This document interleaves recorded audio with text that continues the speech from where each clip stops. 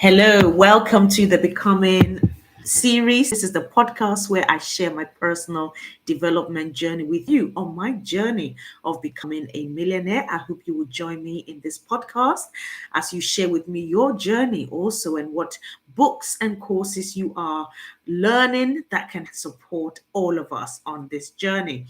I've been reviewing from this book, .com Secrets by Russell Brunson. And today I'm looking at the topic of who is your dream customer and how do you find them? Who is your dream customer? So, in this chapter, Russell begins the chapter by talking about how at one point in his life, he would wake up really late in the day and he just felt lethargic. He did not want to get out of bed.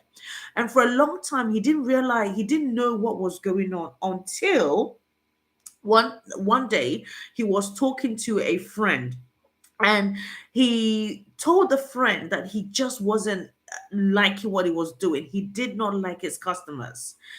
And his friend said to him that if you've attracted the people you've attracted because you've not identified your ideal client. So the friend said to him that if you change your bait, you will change your customer. So when Russell began his journey, he was just putting out baits in anywhere, okay, or hooks anywhere to try to get people. But he realized that the kind of people who were coming to him were people who were very tiresome. He used to find it really difficult because they didn't even know the basics of building a funnel. He realized, actually, no, I don't want to work with these people because working with them drains me. So that's when he discovered the first secret formula, which was identifying who his dream customer is. So he says the first question to ask yourself is, who do I actually want to work with? Most of us, he says, start with our product ideas, never thinking about who we want as clients or customers. Yet these are the people you will be interacting with day in and day out. And he says you will oftentimes spend more time with these people than your own friends and family. And that is so true.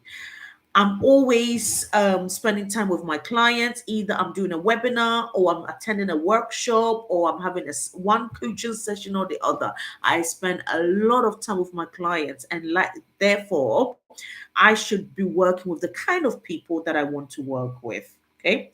So what Russell helps you do is he helps you to think of important questions that will help you to identify who your dream customers are. So he says that we must ask questions such as, who are my dream clients? What do they look like? So that's my question to you. Do you know who your ideal client looks like? What are they passionate about? What are their goals, their dreams, and desires? What are the offers I could create that would attract them and repel everyone else? Okay, so let me talk about my example. So I run the Christian Millionaire Book Club, and my dream clients, I have two. The first is someone who is completely new to business. It's a she, even though we do have male clients, but mostly it's a woman. Okay. And that woman, in fact, we have a male version and a female version, but let me describe the female version. She's over a certain age. Okay. And she wants to start a business. She's really passionate about her purpose. She wants to not just do any business, but she wants to do a business that's in line with her God given purpose. So that's who she is.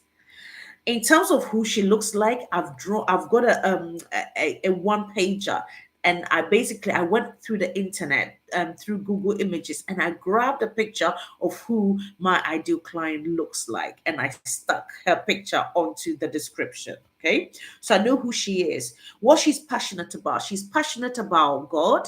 She's passionate about her purpose. She's passionate about serving humanity. Those are her passions. What are her goals, her dreams and desires? Her goals is she wants to become a millionaire. So she started from scratch and she wants to know, how can I be a millionaire?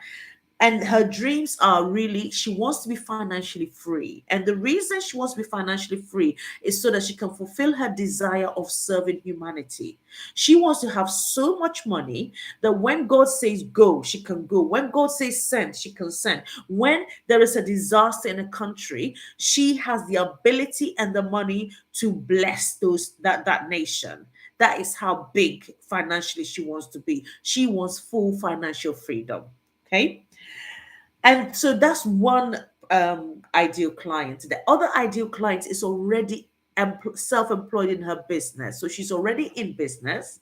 She's started the journey. It's just that she feels stuck. She feels that she doesn't know how to get to the next level. So again, with her, I know who she is, I know what she looks like, and she's passionate again about also fulfilling her purpose. And that's really her goal. She's in business not for the sake of the business, but so that she can fulfill her God given assignment. So for both people, their assignment is so key to them. All right. They want to make sure that when God says do something, they have the financial means to do it and they are not constrained by it. It's just that they are at different stages in their journey.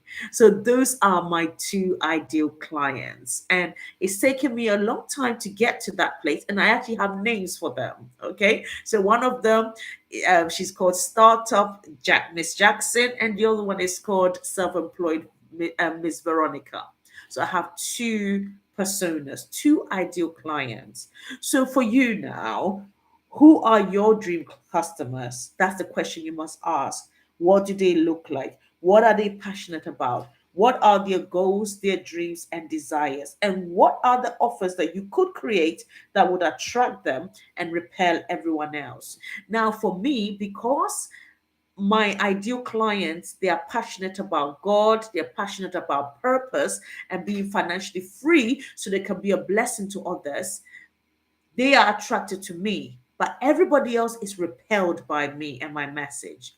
Because other people are thinking either I don't want to be a millionaire, or why do you have to mention Christianity? So the rest are repelled. That's not a problem. I know specifically who I'm targeting. So you must do the same.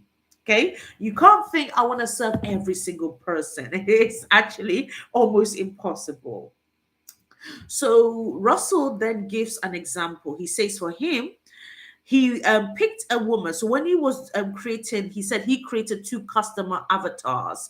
Another name for avatars is persona. So he created one for men and one for women, right? So he says for the women, he picked a name and he wrote down the name and he called his female ideal customer Julie. And he listed out the things that he knew about Julie that he wanted to serve. So he said she's successful, she's driven, and she has a message to share. She values her personal growth over money, and she's already started a business and has some success, but she wants to learn how to grow it. So that's his female persona. Then for the male, again, he does the same thing, gives him a name and writes out a description about what he knows about him. And he says that for him, Mike, that's his male persona or avatar. He's a former athlete, and at some point, he has helped to change someone's life in a small way. And he wants to learn how to help more people.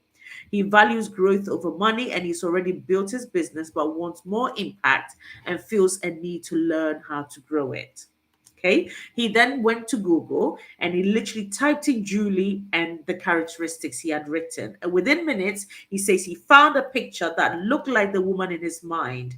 He did the same for Mike, and within minutes, had both pictures of his dream customers printed and hang them on his wall. Okay. Now, he says that at the time it may have seemed like a silly exercise, but within a month, no, he says last month when he wrote this book, or the month just before he wrote the book, he said he hosted a private event in his office which had 100 of his top entrepreneurs that he serves.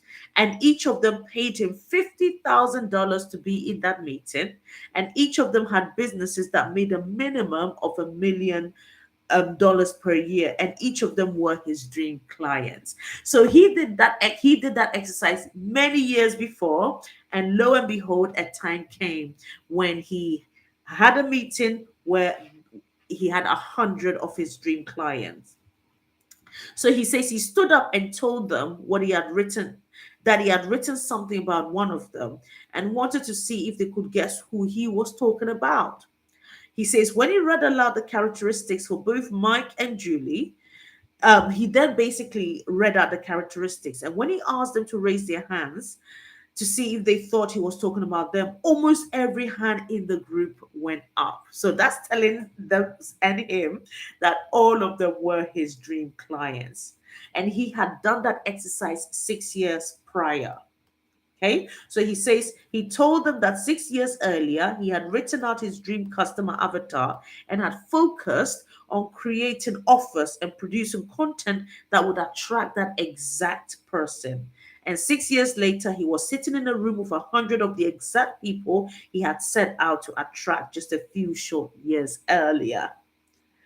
Okay, so he's just reminding us that though this exercise may seem like a little silly exercise, it's important that we do it anyway. He says if you do it, it will change your business, and for most of you reading, it will likely change your life. So this is an exercise that I have done myself at the Christian Millionaire Book Club. When somebody joins our challenge to launch their business, the first thing, or one of the first things we do, is to get them to create their dream customer, their customer avatar or customer persona. I've done mine. I have two of them.